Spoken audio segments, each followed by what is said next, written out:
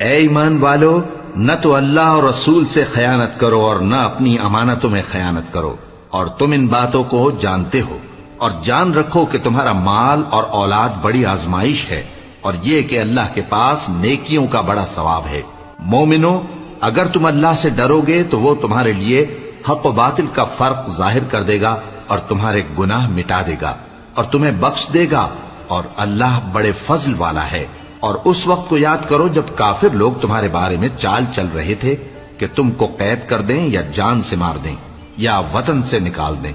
تو ادھر تو وہ چال چل رہے تھے اور ادھر اللہ تدبیر کر رہا تھا، اور اللہ بہترین تدبیر کرنے والا ہے۔